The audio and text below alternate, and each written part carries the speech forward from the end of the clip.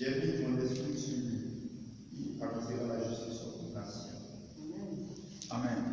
Voici mon serviteur que je soutiendrai, mon élu en qui mon âme prend plaisir. J'ai mis mon esprit sur lui, il annoncera la justice aux nations. Amen. Dieu s'occupe de ses points. Dieu s'occupe de ses points. On veut dire choisir. Voilà. C'est le père qui choisit d'avoir un fils. Ce n'est pas le fils qui choisit d'avoir un père. Donc le choix vient du point. Un enfant est un point du père. L'enfant est l'onction du père. L'enfant est le point du père. Amen. Donc le roi, c'est celui que Dieu a choisi. Le roi, c'est celui qui a décidé de se mettre à part et qui a accepté l'appel de Dieu. Donc Dieu essaie de s'occuper de ses points, comme Dieu s'occupe de tous ceux qui le ressemblent, tous ceux qui le servent, tous ceux qui se mettent à part pour lui, tous ceux qui le reconnaissent comme le Créateur. Dieu s'occupe d'eux. Sur la terre, il y en a qui meurent dans des accidents vraiment mortels, où tête de l'homme est tranchée. Ça fait pitié. Tu te dis, est-ce que Dieu le voyait quand il mourait? Oui, Dieu le voyait. Dieu le voyait.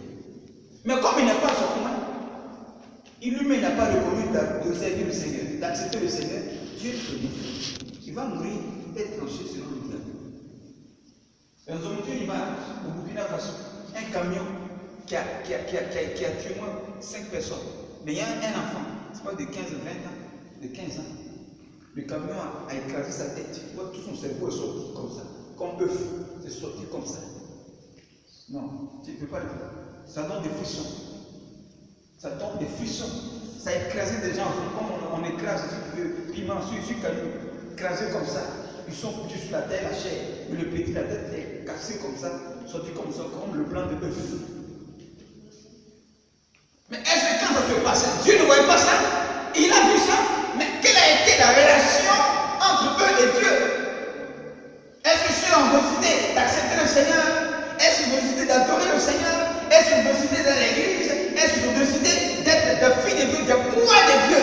Voici la raison. Sinon Dieu s'occupe toujours de ses moyens. Il prend soin d'eux. Il les protège. Il les défend. Il les nourrit. Il apporte la provision. Il s'occupe d'eux. Dieu venge ses serviteurs. Dieu ne va jamais accepter que celui qu'il a choisi soit triste. Non, Dieu assiste toujours tous ceux qui l'appellent. Vous travaillez toujours, ceux qui sont dans la fonction publique, ils savent, quand on envoie un fonctionnaire ou un ouvrier en mission, vous savez ce qu'on lui donne. Il y a agent de poche, il y a voiture de service, il y a quoi encore? Il y a quoi encore? Il y a où il va dormir, noter tout est déjà payé cash. Il n'a rien à faire, il n'a qu'à se déplacer lui par son corps et puis faire ce qu'il a fait par rapport à l'entreprise et puis il revient. Tout est déjà pris en charge. Il n'a pas de souci dans sa mission. Voilà comment Dieu prend soin de ses points. Un ouvrier dans une entreprise est un point de l'entreprise. Donc quand l'entreprise l'envoie en mission, l'entreprise prend de lui. Quand il revient, même sa famille est gardée. Quand il revient, il y a, on appelle ça prime de quoi? Prime de voyage, de salaire, bon, les joueurs on appelle ça prime de match. C'est pas ça? Prime de match. Prime de match, c'est l'entretien de ta personne que l'entreprise te paye cash. Amen. C'est comme ça que Dieu prend soin de ses serviteurs. Donc celui qui refuse de servir Dieu, Dieu ne prendra pas soin de lui. Celui qui n'a pas accepté Jésus-Christ, Dieu ne prendra pas soin de lui. Celui qui n'adore pas le Seigneur, Dieu ne prendra pas soin de lui. Celui qui voit le Dieu qui dépasse, Dieu aussi le dépassera. Et si tu m'honores, je t'honore. C'est-à-dire que si tu me déshonores, je vais aussi te déshonorer. Pas parce que ce qu'un homme aura sémé, il le moissonnera. Ainsi dit qu'on ne se moque pas de Dieu, mais ce qu'un homme aura sémé, il le moissonnera. L'homme vit grâce aux semences. Est-ce que vous savez ça? Est-ce que vous savez que l'homme vit grâce aux semences? Amen? Oui, c'est grâce aux semences qu'il vit. Si tu refuses de s'aimer, c'est que tu as refusé de vivre. Toi-même, tu es né d'une semence, d'un père qui a mis une semence dans le sein d'une femme. Et puis tu es né. Tu es né grâce à une semence. Tu es né aussi, tu travailles, ton travail est ta semence. place de travail, c'est ta semence. À la fin du mois, tu as un salaire. C'est ça ta moisson. Tu viens à l'église, tu payes ta dîme, tu fais des offrandes, c'est ta semence. Tu vis de ça. Donc l'homme vit grâce aux semences. Donc si tu refuses de s'aimer, ça veut dire que tu as refusé de vivre. Ton travail avec Dieu est une semence. Voilà que Dieu est obligé de prendre soin de ses points. Le point veut dire le serviteur de Dieu. Celui qui a accepté de se mettre au service de Dieu. Il travaille pour le Seigneur, il prendra soin de Dieu. Amen. Amen. Et Dieu parle ici, il parle par rapport à David. Amen. Par rapport à David. Il dit, voici mon serviteur, que je soutiendrai, et pas de David, le roi David. Il va le soutenir. Et quand tu lis l'histoire du roi David, depuis qu'il a tué Goliath, jusqu'à ce qu'il soit sur le trône, Dieu s'est occupé de lui. Voilà un témoignage. David était poursuivi par Saül, parce qu'il avait tué Goliath, et que la jalousie avait commencé dans le cœur de Saül. Alors, dans sa poursuite, il est allé se cacher dans le désert, et David errait dans le désert. En effet, le désert spirituel est un lieu de formation pour lui. Même dans ce désert, Saül veut le tuer. Alors, il a eu un jour, il n'avait pas mangé, lui et ses serviteurs qui l'accompagnaient, et il a dit à ses serviteurs d'aller voir Abigail. Comme elle et son mari, Nabal, ils sont riches, ils ont des biens, ils n'ont qu'à donner un mouton à que qu'ils vont manger. Alors, ses serviteurs savent, et il dit à Abigail et à son mari, et son mari Nabal commence à parler mal au serviteur de David. Vous, votre maître, un bandit comme ça, qui se promène dans le désert, qui désobéit à ses maîtres. Moi, je n'ai rien à lui donner, allez-y, foutez-moi la paix. C'est comme ça qu'il a insulté David. Et ils sont allés dire ça à David, ses serviteurs. David était en colère. Il venait contre Saül, contre Nabal pour le tuer.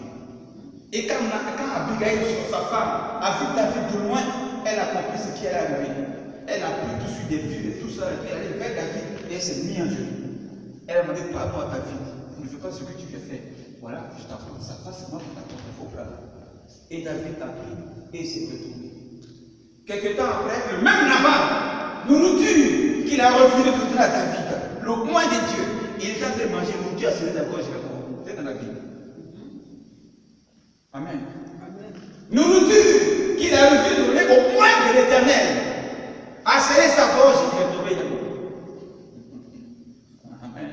Dieu vend ses serviteurs, il s'occupe d'eux. Et puis maintenant, quand il est mort, la même Abigail, David l'a épousé. Amen. Elle est devenue la femme de David. Donc Dieu s'occupe de ses serviteurs. Tu ne peux pas les toucher. Voilà pourquoi il faut servir le Seigneur. Notre vie est liée à Dieu.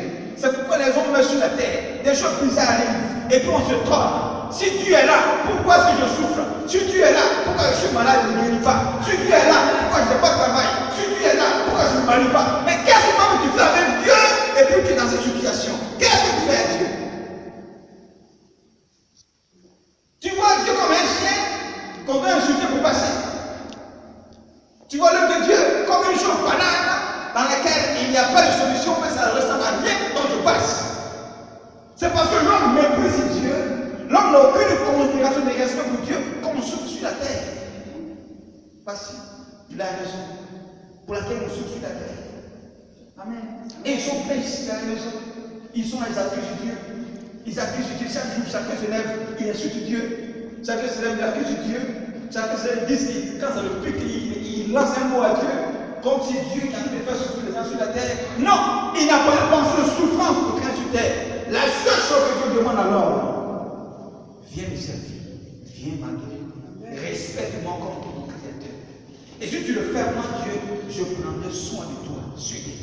Jusqu'à ce que tu quittes la terre et tu vas passer au paradis, car je vais m'en vais vous préparer une grâce. Jésus a lui-même prendre soin de nous avant que nous arrivions. Amen. Je dis à Dieu qui en parle de nous. Les anges sont à notre disposition pour nous servir. Est-ce que vous savez ça?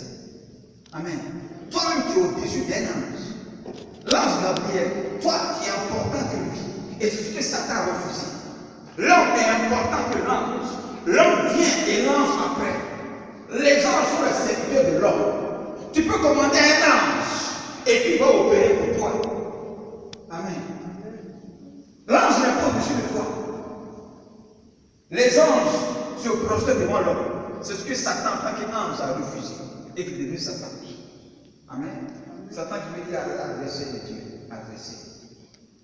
Gloire à Dieu. Donc Dieu prend soin de ses serviteurs, il les nourrit, il les protège, il les garde, il les défend, il s'occupe d'eux. Il y a toujours le salaire pour le serviteur de Dieu. Oui, il y a toujours son salaire. Donc je voudrais vous encourager ce soir à vous lever et à servir le Seigneur. Servir Dieu, ce n'est pas une perte de temps, comme certains le pensent. On est venu pasteur pas parce qu'on a échoué dans la vie. Non, on n'a pas échoué dans la vie. Non, on a répondu simplement à l'appel du Créateur. C'est tout. Je le respecte. Voici mon Créateur, je reprends son appel. Point final. Voilà. On prend notre temps au plaisir de la paix. On n'a même pas le temps pour Dieu. Amen. Les choses de la terre nous occupent et nous préoccupent. Qui fait qu'on n'a même pas un bon temps pour Dieu. Pour aller prier, on n'a même pas le temps. Pour jeûner, on n'a pas le temps. Pour lire la Bible, on n'a même pas le temps. Je n'ai pas le temps pour aller à l'église. Amen. On n'a même pas le temps pour Dieu. Mais quand c'est chaud dans ta vie, là, maintenant tu as le temps. Amen. Quand c'est difficile, maintenant tu as le temps. Quand tu es malade, tu vas pas mourir, maintenant tu as le temps. Non, il faut le faire. Quand tu es en bonne santé, garde l'alliance avec le Seigneur. Amen. Amen. Quand tu es serviteur de Dieu, tu deviens l'ami de Dieu. Quand tu travailles en collaboration avec quelqu'un, tu deviens son ami. C'est quoi Jésus a dit aux apôtres. Avant, vous étiez des inconnus. Voilà. Mais maintenant, vous êtes mes amis. Et entre vous et moi, il n'y a plus de secret.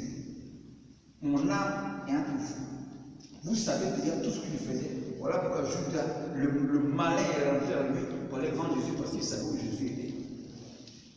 Amen.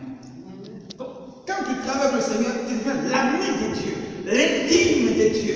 Tu peux savoir tout de Dieu. Tout ce qui se passe au ciel, les serviteurs, les mondes de l'éternel, Dieu les révèle tout. Amen. J'étais obligé ce matin, je ne dormais pas.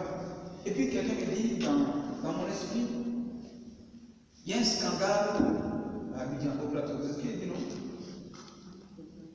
Hein? Et non, panique, voilà. Panique au plateau. Il dit, ah, quelle panique au plateau? Qu'est-ce qui se passe en Côte d'Ivoire? Il y a panique au plateau. Bon, puis j'allais sur Facebook, ils voient les nouvelles, on dit comment il s'appelle? Gohou Michel, il est mort. On dit Gohou Michel est mort. Après, on dit Didier Arafat est mort. Oh, il ne sait pas si c'est vrai. Bon, voilà un peu. Hein, tu vois, donc, quand tu es ami de Dieu, tout ce qui se passe dans ta famille, pendant que tu es ici, Dieu peut te les révéler par ça. Eux-mêmes qui sont là-bas, ils ne sont pas informés. Mais toi, tu es ici, Dieu t'informe de ce qui se passe dans ta famille. Pourquoi? Parce que tu es l'ami de Dieu, tu es le point de l'éternel, tu le sais, tu fais l'éternel, tu marches avec lui. Donc Dieu te prend comme un informateur, un homme avec on peut tout dire. Donc, servir le Seigneur, voilà un peu, tu deviens l'ami de Dieu. Mais aujourd'hui, l'homme vit sur terre et on sort les choses suprêmes. On ne courage de rien. Pourquoi? Parce qu'on n'est pas ami de Dieu. Pourquoi? Parce qu'on n'est pas loin de l'éternel. Pourquoi? Parce qu'on n'a pas accepté le Seigneur de marcher avec lui. Pourquoi? Parce qu'on n'adore pas le Seigneur. Pourquoi? Parce qu'on ne sait pas de la joie. L'œuvre de Dieu n'est pas une difficulté pour toi. L'œuvre de Dieu n'est pas un problème pour toi. Amen. Dieu n'est pas une misère pour toi. Dieu n'est pas une affaire compliquée pour toi. Amen. Dieu n'est pas une affaire difficile pour toi. Dieu est simple. Vous savez ça? Vous savez que Dieu est simple. Un homme qui est simple, c'est compliqué.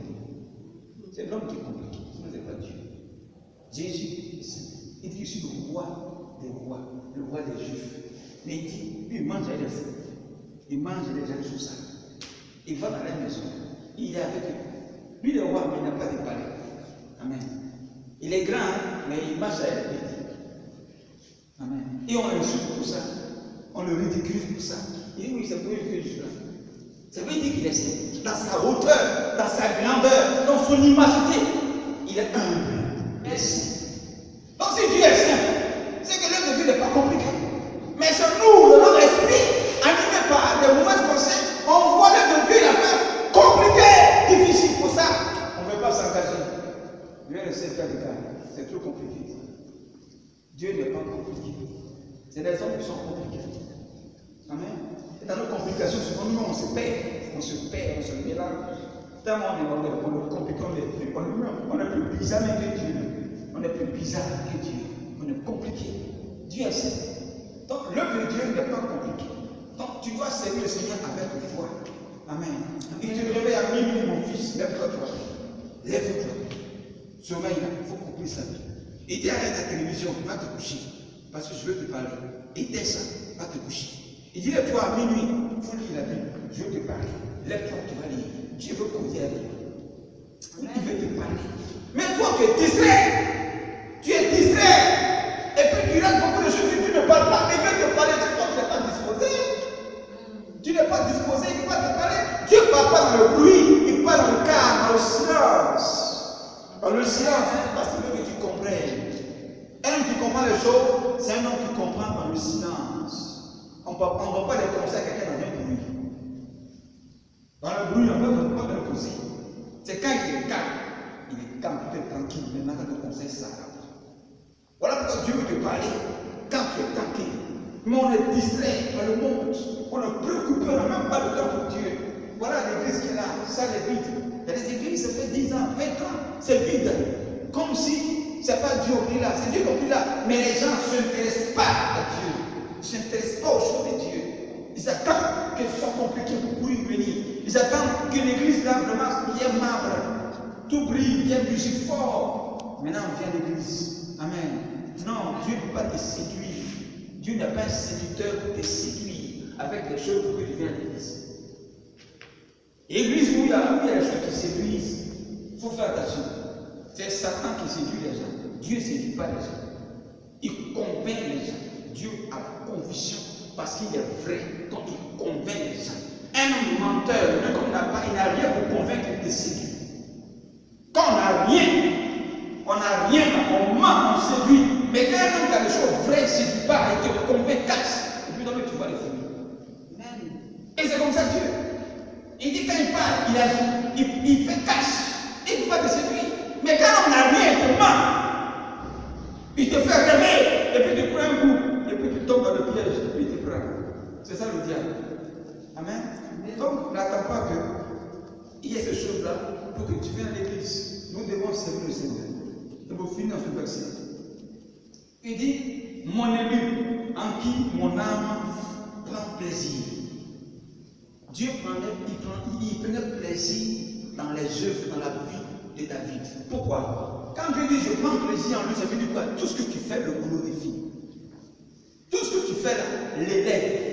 Tout ce que tu fais, tu t'effaces toi-même et tu donnes gloire à Dieu. Tu donnes de l'importance, de la valeur à Dieu. L'adorer, le servir, te donner de l'importance à Dieu. Amen. Parler de Jésus au dehors, c'est un plaisir pour lui. Oui. Parler de Jésus évangélisé, c'est un plaisir pour Dieu. Un plaisir pour le nom de Jésus-Christ. Guérir un malade publiquement, c'est Jésus qui l'a guéri. Ça, c'est un grand plaisir pour le Seigneur. Amen. C'est un grand plaisir pour le Seigneur. Et c'est ça le plaisir que Dieu tirait en David. Il dit l'homme selon mon cœur. L'homme selon mon cœur. Quand tu as vu le cœur de David en ce temps-là, c'était le cœur de Dieu. Il faisait la volonté de Dieu parfaitement. Voilà. Donc, adorer le Seigneur, servir le Seigneur, voici le plaisir que Dieu cherche en toi. Amen. Donc, un homme qui ne sait pas Dieu, il ne veut pas la joie de Dieu. Et comme tu ne veux pas la joie de Dieu, toi-même la joie va te manquer. Ça veut dire quoi? Tu seras triste. Ta vie, ça veut toujours tristesse. Pourquoi? Parce que Satan ne donne pas la joie. La joie vient de Dieu. Donc quand tu sais Dieu, le Dieu lui il est content, il est en joie, toi aussi tu es en joie. Le jour où Dieu n'est pas content, c'est que toi tu seras triste. Quand tu vois les malades qui font des pays, c'est la colère de Dieu. Ça veut dire que Dieu est content. Non, non, non. Quand tu vois les malades qui font les gens sur la terre, il y a des tornades. Comme en Haïti, il y a eu quoi? Le cyclone qui a soufflé, même le palais présidentiel a été cassé en deux. Tout ça là, vous pensez que Dieu est content? Ça veut dire que Dieu n'est pas content d'eux. Dieu n'est pas en joie. Le jour où Dieu n'est pas content de toi, tu vas entendre les malheurs sur toi. Amen. Quand tu comprends ça un peu, dis là, si la joie te manque, c'est que Dieu n'est pas content de toi. Voilà pourquoi un vrai enfant de Dieu pêche, il est triste. Ça veut dire que le seul Jésus qui est triste, Dieu n'est pas content. Parce que ça veut dire. Quand tu pêches, il y a quelque chose qui danse. Je vais te pêcher. Non, le péché est tout. Non, tu es triste. Ça veut dire que Dieu n'est pas content de toi. Mais par rapport à ce que tu viens de faire. Voilà ce que ça veut dire. Donc Dieu dit son plaisir. Quand l'homme l'adore et fait sa volonté et il le sait, Dieu est content. S'il est content, tu es béni. Je voudrais vous encourager. Si vous voulez être heureux sur terre, vous voulez être dans la joie, c'est le Seigneur. Voilà. Faites l'œuvre de Dieu et faites-la avec joie. Faites-la avec joie. On ne sait pas Dieu dans la vie, c'est un visage serré. Tu sais des visages serrés, c'est que Dieu lui aussi a serré son visage contre toi. Si Dieu essaie son visage contre toi, qui va vous séparer? Si toi et Dieu, vous êtes là, qui va vous séparer? Dis-moi. Si toi et Dieu, vous êtes là, qui va vous séparer? Satan va vous séparer, il ment, lui va mettre le feu. Il va mettre le feu pour que vraiment la colère de Dieu, la Dieu contre toi, pour qu'il te frappe à la fin. Voilà ce que Satan fait. Donc Satan ne va jamais te séparer de ton problème entre toi et Dieu. Il ne va jamais vous séparer parce que lui-même c'est ce qu'il veut. Que Dieu soit plus facile contre l'humanité. Que Dieu n'ait pas de joie à voir les hommes qui soient énervés et qui tuent tout le monde. Voilà la pensée du diable. Voici la pensée du diable. Pourquoi à chaque fois, Satan va tout faire pour te pousser dans le péché, pour que toi, tu perdes la joie qui est en toi et Dieu. Que Dieu te regarde et qu'il ait honte. Que Dieu te regarde qu'il soit fâché. Que Dieu te regarde qu'il n'ait jamais la joie. Que Dieu te regarde qu'il dit tu me déplais, je te hais. L'enfer est un lieu d'haïssement pour Dieu. Pour ceux aussi qui ont haï Dieu sur terre. Amen. Donc ce soir, voici un peu la pensée que je voudrais vous communiquer. Donc, c'est mon point, amen, sur lui, il annoncera la justice aux nations. Amen. Donc ce soir, bien aimé, servons l'Éternel avec joie. C'est notre thème par rapport à la prière. Parce que la joie, c'est ce qui fait la vie de l'homme sur terre. Tu peux rien avoir, tu peux ne rien avoir dans ta poche. Oui, il n'y a rien dans ta poche, tu n'as pas l'argent. Mais la joie de Dieu t'anime. Et ceux qui t'environnent, ils sont étonnés malgré eux aussi leur argent. Ils ont l'argent mais ils sont tristes. Toi tu n'as pas l'argent mais tu es content. Il vient te demander mais comment tu fais? Quel est ton secret? Bon, nous on a l'argent, on n'est pas en paix. Nos maisons là sont possédées. On a des maisons hantées. Vraiment ça ne va pas. Toi tu n'as pas l'argent mais tu es toujours souriant, ton visage vraiment brille. Dis-moi ton secret, comment tu fais?